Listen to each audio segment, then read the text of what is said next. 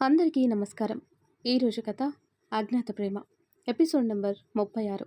ఈ స్టోరీ మీకు నచ్చితే తప్పకుండా లైక్ చేసి హైప్ ఆప్షన్ మీద క్లిక్ చేసి పాయింట్స్ ఇవ్వగలరు. ఇక స్టోరీలోకి వెళ్దాం.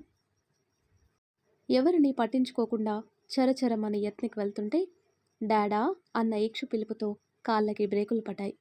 పరుగున వస్తున్న ఈక్షుని ఎత్తుకోవటానికి చేతులు చాపిన అసురుకి నిరాశ ఎదురైంది వదిన రూపంలో.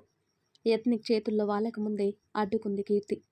ఏం చేశానని వదినకింత కోపం అని కీర్తి చేతుల్లో గిలగిలా కొట్టుకుంటున్న ఈక్షు ఏడుపుకి అసుర్ మనసు కలుక్కుమంది. వాడినెందుకు ఏడిపిస్తావు వదినా అని అడుగుతూ కీర్తి నుండి ఈక్షుని తీసుకుపోయాడు. యత్నిక్ పట్టుకోకముందే వెనక్కి జరిగింది కీర్తి. కీర్తి ఏదో చెప్పబోయే లోపల ఆమె ప్రవర్తన తట్టుకోలేక, వదినా కోపం ఉంటే నాపై చూపించు, వాడి మీద కాదని అరిచేసరికి కీర్తి బిత్తరపోయింది. ఎప్పుడు కూడా గట్టిగా మాట్లాడటం వినక కీర్తి కళ్ళు విప్పార్చుకొని చూసింది. ఇంకా ఈక్షుని వదలకపోతే తీసుకునేలోపు మాలతీ మాత అడ్డుపడి, నీకొకసారి చెప్తే అర్థం కాదురా అంటూ గయ్యిమంది. వదిన ప్రవర్తన విచిత్రంగా ఉంటే ఇంకా పిన్ని ప్రవర్తన కూడా అలాగే ఉండటంతో అసలే చిరాకుతో ఉన్న యత్నిక్ పిన్ని ఏమర్థం చేసుకోవాలని విసుగ్గా చూశాడు. ఇప్పుడే శ్మశానం నుండి వస్తున్నావు, స్నానం కూడా చేసినట్టు లేదు, తల కొరివి పెట్టి పసిబిడ్డని ముట్టుకోవటం అరిష్టంరా, పోయిన వాళ్ళెలాగూ పోయారు, ఉన్న వాళ్ళని పోగొట్టుకోలేం కదా అని కళ్ళు ఒత్తుకుంది మాలతీమాత. ఇతిక చనిపోయిందని అంటుంటే కోపం వస్తున్నా, బ్రతికి ఉందని గొంతు చించుకొని చెప్పాలని ఉన్నా బెస్ట్ ఫ్రెండే నమ్మటం లేదు, ఇంకా ఇంట్లో వాళ్ళు నమ్ముతారా అని తమాయించుకున్నాడు. ఈ మధ్య వాడిని సరిగ్గా పట్టించుకోవటం లేదు. ఈరోజు కావాలని మరీ మారం చేసి గోల చేశాడు. వాడిని సముదాయించలేక మా తల ప్రాణం తోకకొచ్చింది. ఇప్పుడే కాస్త ఏదో బాగున్నాడనుకునేలోపు మళ్ళీ రాగం అందుకునేలా చేశావు.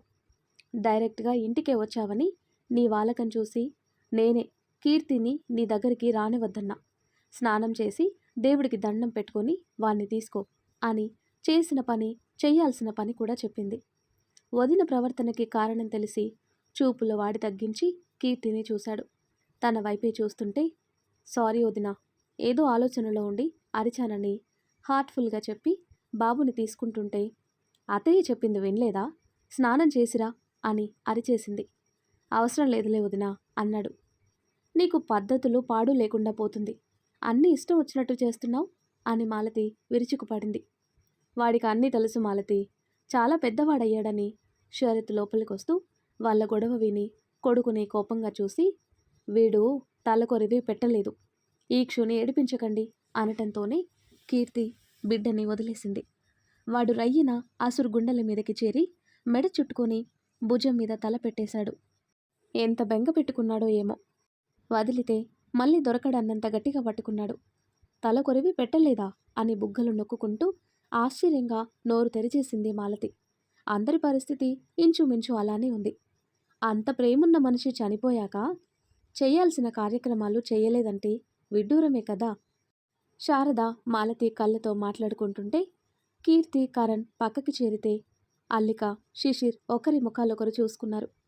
వీడికేదో పైత్యం చేసింది, ఏ మాయరోగం వచ్చిందో, చనిపోయింది ఇతిక కాదని అరిచేసి శ్మశానం నుండి పారిపోయాడని మురళి పళ్ళు నూరాడు. అందరూ తన వైపే చూపు తిప్పేసరికి, నాన్న పెద్దనాన్న ప్లీజ్ ఇంకా టాపిక్ వదిలేయండి అని అక్కడే ఉంటే ఇంకేం మాట వినాల్సి వస్తుందో, గొడవకి దారి తీస్తుందని రూమ్కి వెళ్ళిపోయాడు. ఆ తర్వాత కట్ చేస్తే, అమ్మా పిలిచారంట అంటూ పంతులు గారు రావటం చూసి, ఇప్పుడు ఈయనేంటి అని శరత్ కళ్ళతోనే ప్రశ్నించాడు శారదని. ఎంత కాదనుకున్నా తను మనింటి కోడలు, బ్రతికున్నప్పుడు ఏం చేయలేకపోయాం, చనిపోయాకన్నా ఈ ఇంటి కోడలిగా జరగాల్సినవి యథాతథంగా చెయ్యాలని మాలతి పిలిపించింది అని పంతులతో మాట్లాడుతున్న తోడి కోడలిని చూసింది. పంతులు గారు, చిన్న అవసరం ఉండి పిలిపించాను, ఇప్పుడు అవసరం లేదని తిరిగి పంపించేస్తే ఎందుకే, వాడేదో మూర్ఖత్వంతో కాదు అంటే నువ్వు కూడా అని అసహనం ప్రదర్శించింది శారద. వాడంతా బల్లగుద్ది చెప్తుంటే అర్థం కావటం లేదా, నాకు వాడిపై నమ్మకం ఉంది, వాడేది ఆలోచించకుండా చెయ్యడు, నీ కొడుకుపై నమ్మకం లేదేమో, నాకు మాత్రం ఉందని కారాఖండిగా చెప్పేసింది మాలతి. ఆచారాన్ని మంట కలుపుతుందని బాధపడాలో, కొడుకుపై నమ్మకం ఉందని సంతోషపడాలో అర్థం కాని పరిస్థితిలో శారద ఉంది. ఈక్షు భుజం మీదే నిద్రపోవటంతో అలాగే బెడ్ మీద వాలిపోయాడు యత్నిక్. ఆలోచిస్తూ ఆలోచిస్తూ ఎప్పుడు కళ్ళు మూసుకున్నాడో తెలీదు.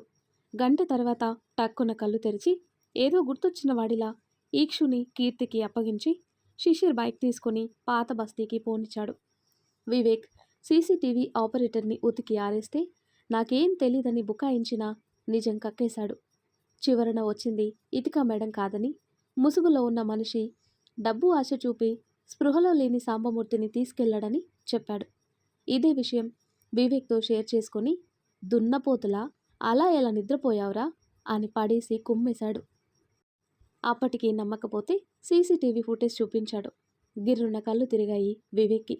ఇంత జరిగిందా అని మెదడుకి పదును పెట్టాడు. ఆ రోజు నేను ఇంటికొచ్చేసరికి 12 అయింది. టైర్డ్గా ఉండి గమనించలేదు అన్నాడు. ఎవరో కానీ చాలా ప్రీ ప్లాన్డ్గా ఉన్నారు. మన ప్రతి కదలిక, ఇంట్లో ఎవరు ఎప్పుడు ఎలా ఉంటారో, ఏం చేస్తారో అన్ని వివరంగా తెలుసుకుని చేశారు. ఎవరు వాళ్ళు అని ఎంత ఆలోచించినా ఒక్క క్లూ కానీ అనుమానాస్పద మనిషి కానీ కనిపించలేదు. ఈ మధ్యకాలంలో ఎవరన్నా కొత్త వాళ్ళు కలిశారా ఇతికని అని వివేక్ని గుచ్చి అడిగాడు అసుర్. కొత్త వాళ్ళంటే అని కాసేపు సుదీర్ఘంగా ఆలోచించి మ్యాట్రిమోనీ సైట్ నుండి వచ్చిన హనీ సింగ్ కలిశాడని అని అనకముందే వివేక్ని లాక్కెళ్ళి కారులో పడేసి మ్యాట్రిమోనీ ఆఫీస్కి చేరుకున్నారు. అతని ప్రొఫైల్ చూపించి డీటెయిల్స్ అడిగితే బెట్టు చేశారు. చేతి దెబ్బ రుచి చూశాక అడ్రస్ ఇచ్చారు. అది పట్టుకొని తిరిగితే మంగళూరులో మట్టి మిగిలింది. ఫేక్ అడ్రస్ ఇచ్చాడు హనీ. ఎక్కడో మినుకుమంటున్న ఆశ కూడా చచ్చిపోయింది. సమయం గడుస్తుంది కానీ అసుర్ ప్రయత్నం ఫలించటం లేదు. చివరి ప్రయత్నంగా ఇతిక రూమ్ని జల్లడ పట్టాడు. ఈవిల్ బేబీ అసుర్కి ఏమాత్రం తగ్గదుగా. ఒక్క ఆధారం కూడా లేకుండా చేసింది. ఎంతటి మేధావులైనా ఎక్కడో ఒక చోట చిన్న తప్పు చేస్తూనే ఉంటారు. ఇతిక తన ఒరిజినల్ ఐడెంటిటీని తెలిపే ఏ ఒక్క ఆధారం వదలలేదు, దాచుకోలేదు. తన రూమ్లో ఇంచు బై ఇంచు చెక్ చేశాడు. పెళ్లినాటి ఫోటో ఒకటి లాకర్లో భద్రంగా దాచుకుంది. అది చూడగానే తెలియకుండానే కన్నీళ్లు జాలువారాయి. తుడుచుకోవాలనే ధ్యాస లేకుండా ప్రేమగా స్పృశిస్తూ గుండెలకి హత్తుకుని కళ్ళు మూసుకున్నాడు. ఇతికతో తొలి పరిచయం నుండి దూరం అయ్యేదాకా తనతో జ్ఞాపకాలు రీల్ వేసుకున్నాయి. అందులో కొన్ని సంఘటనలు ఇష్టంగా, కొన్ని కష్టంగా ఉండి హృదయ భారాన్ని పెంచేశాయి. హఠాత్తుగా పెళ్ళయి అప్పగింతలు చేసే రోజు సాంబమూర్తి మాటలు గుర్తుకొచ్చాయి. నగిశీలు చెక్కిన చిన్న దంతపు చెక్కపెట్టని యత్నిక్ చేతిలో పెట్టి, ఇక నుండి తన బాధ్యత నీది, ఏ కష్టం రాకుండా చూసుకో. ఇప్పటిదాకా అన్నీ నేనే, ఇక నుండి నువ్వు జాగ్రత్తగా చూసుకో. ఎవరి జ్ఞాపకం రానంతగా, నాకెవ్వరూ లేరనే ఆలోచన రానివ్వకుండా ప్రేమగా చూసుకో అని చెప్పకనే చెప్పాడు. ఇతిక అనాథ అనుకొని చెప్పాడు సాంబమూర్తి. అప్పుడు ఉన్న టెన్షన్లో ఆయన మాటలసలు చెవికెక్కించుకోలేదు.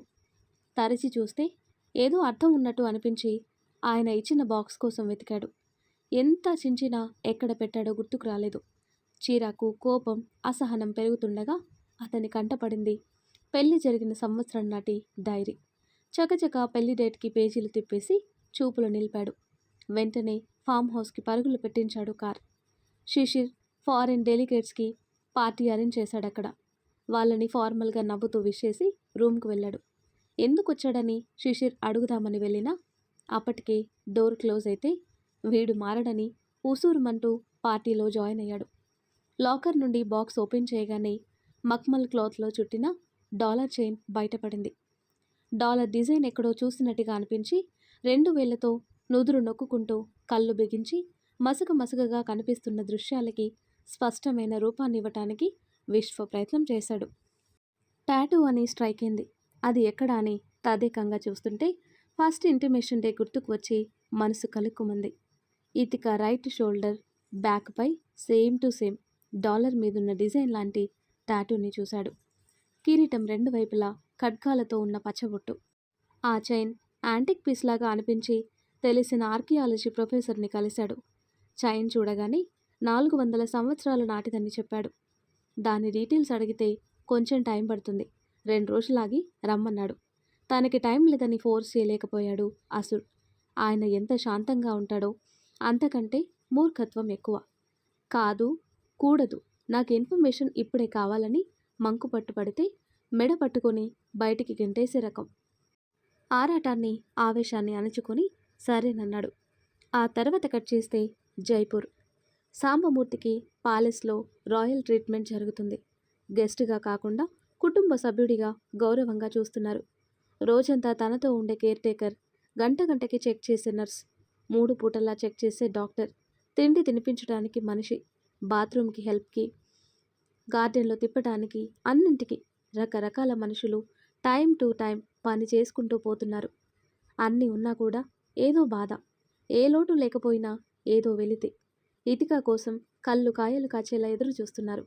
వచ్చాక 2 సార్లు కనిపించింది, అంతే. ఆయన పరిస్థితి అలా ఉంటే ఇతిక పరిస్థితి ఇంకోలా ఉంది. రూమ్ అరెస్ట్ చేశాడు ఏబీ, గది దాటి బయటికి రాకుండా. ఎందుకని గొడవ పడినా ప్రయోజనం లేకుండా పోయింది. నిన్ను నమ్మి ఒక్కసారి పొరపాటు చేశాను, మళ్ళీ అవకాశం ఇవ్వను. నాకు నమ్మకం వచ్చేదాకా ఇంతేనని తేల్చి చెప్పాడు ఏబీ. ఎత్నిక్ని కాంటాక్ట్ చేసే ఏ విధమైన అవకాశం లేకుండా ఫోన్, ఇంటర్నెట్ కట్ చేశాడు. తండ్రిని చూడాలని గోల చేస్తే 2 సార్లు అలా చూపించి ఇలా తీసుకొచ్చాడు. సాయం సమయంలో చల్లగాలికి తిరుగుతుంటే సాంబమూర్తి ఆలోచనలని చెదరగొడుతూ గాయత్రీదేవి పలకరించింది.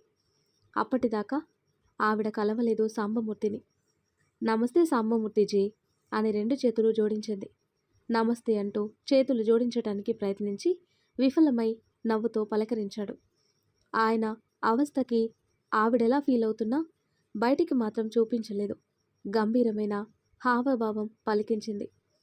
మీకు మా మనవరాలు ఎక్కడ ఎలా దొరికిందని డైరెక్ట్గా పాయింట్కి వచ్చింది. ఒక్క క్షణం అదిరిన మనసుని స్వాధీనంలోకి తెచ్చుకొని ఇంకా దాచటం వల్ల ప్రయోజనం లేదని నిట్టూర్పు వదిలి 9 ఏళ్ల క్రితం బెంగళూరు హాస్పిటల్లో స్పృహలేని స్థితిలో అని చెప్పాడు. వివరంగా చెప్పండి అని అడిగింది. మా అమ్మాయి ఇతిక బెంగళూరుకు వెళ్తుండగా బస్సుకి యాక్సిడెంట్ జరిగింది. బస్సు పూర్తిగా తగలబడి అందులో ఉన్న వాళ్ళంతా అగ్నికి ఆహుతై మృతదేహాలు గుర్తుపట్టలేని స్థితిలో ఉన్నాయి. వాటిలో నా కూతురు కూడా ఉందని తల్లడిల్లుతున్న సమయంలో తనలాగే ఉన్న మీ మనవరాలు కనిపించింది. బాధలో ఉన్న నాకు నా కూతురే అనిపించింది. మా అమ్మాయి అనుకొని ఊరికి తీసుకొచ్చాను.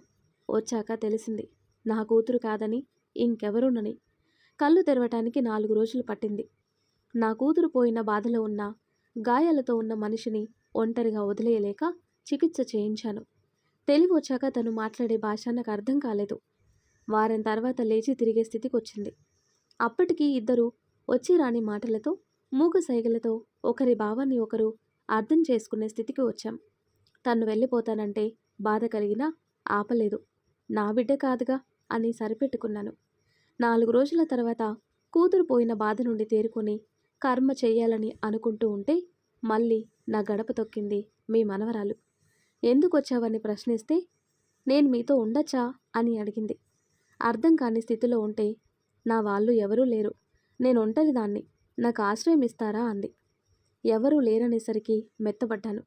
నా కూతుర్ని దూరం చేసి తప్పు చేశానని, వెంటనే ఇంకో కూతుర్ని భగవంతుడు పంపించాడని సంతోషించాను. నీ పేరేంటమ్మా అంటే చెప్పకుండా మీ కూతురు పేరుతో పిలవండి అంది. యాక్సిడెంట్తో నా పాత జీవితం ముగిసింది. మీ కూతురిగా కొత్త జీవితం ప్రారంభిస్తాను అంది. నెల రోజుల్లోనే ఇతికాలా మారింది. వేషభాషలు, మాట తీరు, ప్రవర్తన మొత్తం మా అమ్మాయిలాగా మారింది. నేనే నమ్మలేకపోయా నా కూతురు కాదంటే.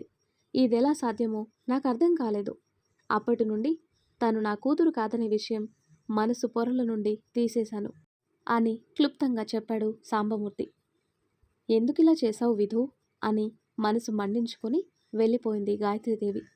న్యూస్ చూస్తున్న ఏబీ వచ్చినా పట్టించుకోలేదు ఇతిక. విధు, ఒకసారి ఇలా చూడు అని నార్మల్గా చెప్పాడు.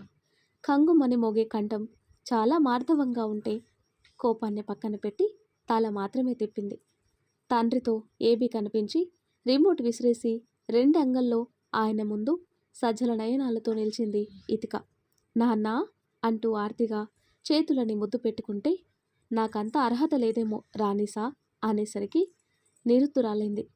ఇతిక ఇతిక అని ప్రేమగా పిలిచే ఆయన రాణీసా అంటుంటే గుండె రంపపు కోతకు గురై కన్నీళ్లు జలజల రాలుతూ దెబ్బతిన్నట్టు చూస్తూ ఏంటి నాన్న కొత్త పిలుపు?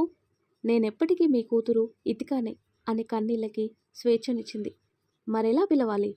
ఇంతకాలం నాకెవరూ లేరనే భ్రమలో ఉంచావు. అంతకంటే ఎలా పిలవాలని అతి కష్టంగా మాటలు కూడా తీసుకున్నాడు. అలా చెప్పకపోతే నన్ను దగ్గరికి తీసుకురనే భయంతో అంది ఇతిక. అప్పుడంటే భయం, ఇప్పుడు చెప్పు. అసలు నువ్వెవరు? ఏంటి? ఎందుకిలా చేశావో చెప్తేనే నేనిక్కడుండాలా వద్దా అని ఆలోచిస్తాను అన్నాడు. అంత మాట అనకండి నాన్న. మీరెప్పుడు నాతోనే ఉంటారు. మీరు అడిగిన అన్నింటికీ సమాధానం చెప్తాను.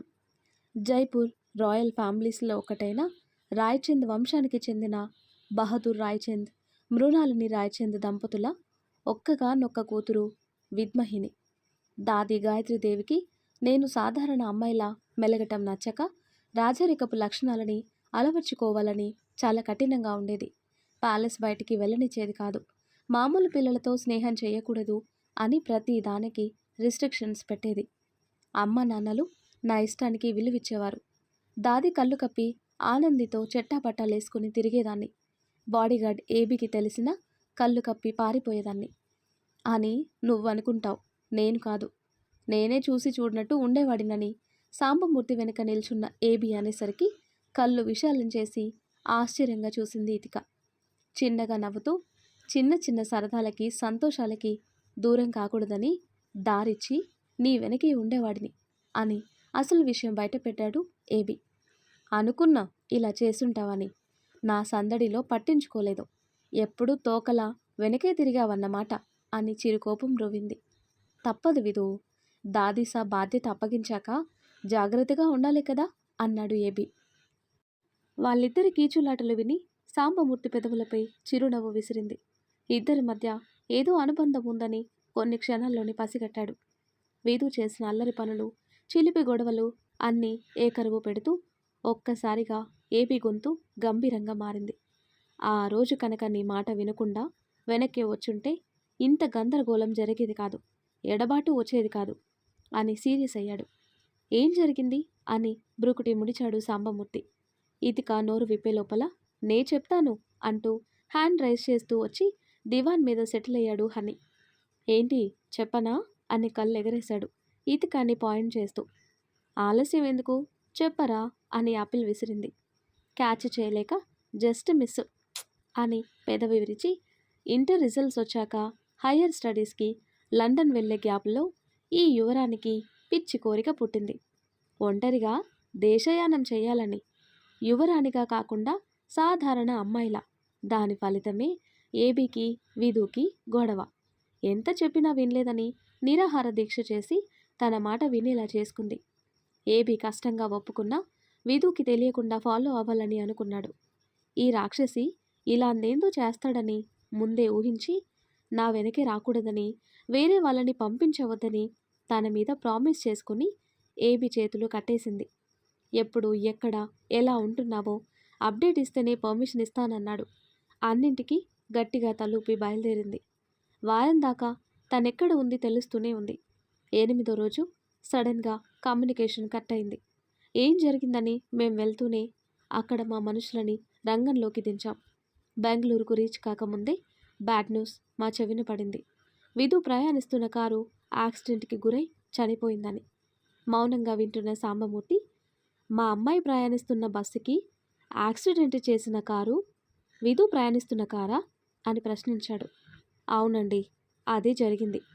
మేమొచ్చేసరికి అంతమంది కాలిపోయిన శవాల మధ్య కాలికి 6 వేళ్లున్న శవాన్ని మా విధుదని అనుకొని బాడీని పోస్ట్ మార్టం చేసి తీసుకెళ్ళాం అన్నారు.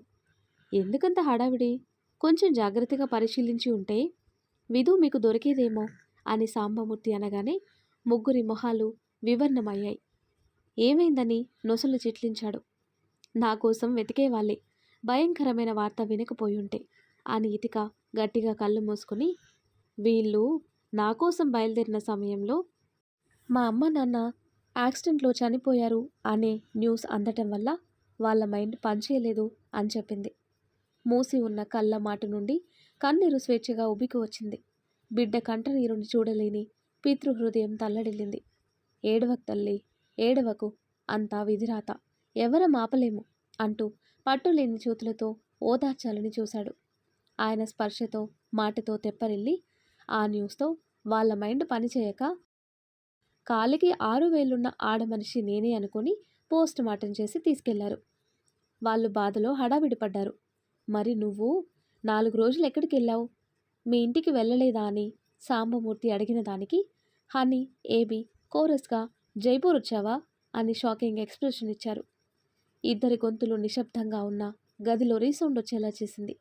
జైపూర్ వచ్చినా కూడా కలవకుండా వెళ్ళిందనే ఆక్రోశం ధ్వనించింది. అపరాధ భావంతో మౌనంగా ఉంటే సాంబమూర్తి, నా దగ్గర నుండి వెళ్ళింది ఇక్కడికే కదా, మరి వీళ్ళని కలవలేదా అని ఏం చెప్తుందా అని ఆసక్తిగా చూశాడు.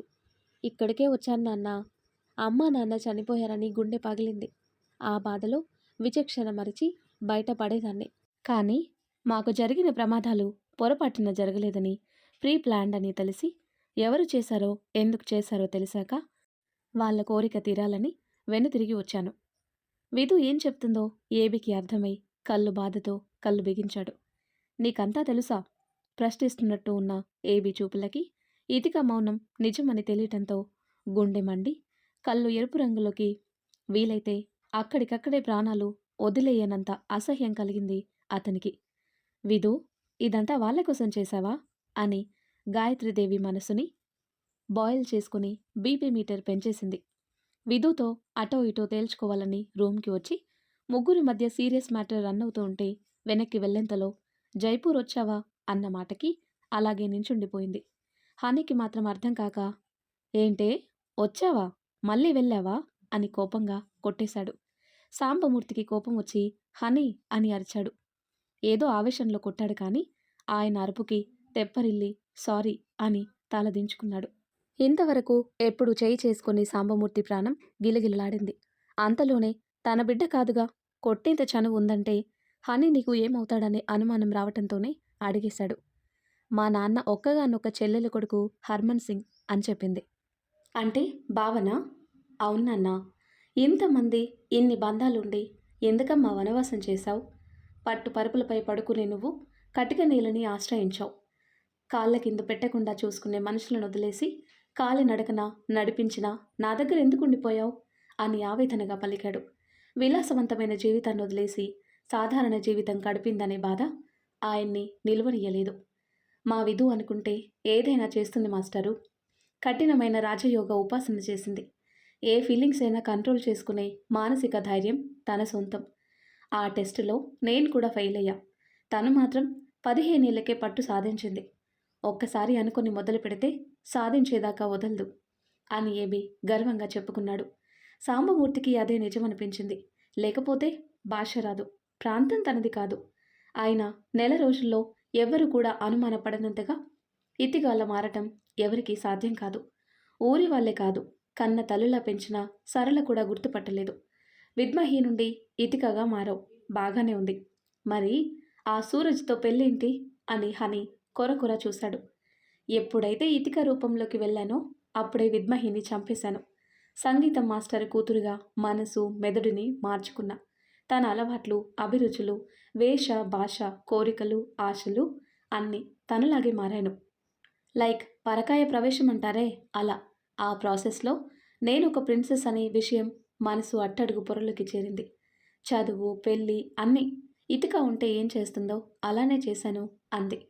అంటే ఇన్ని సంవత్సరాలలో ఒక్కసారి కూడా మేము గుర్తుకు రాలేదా? ఏబీ కోపం. రాలేదంటే రాకుండా చేసుకున్నా.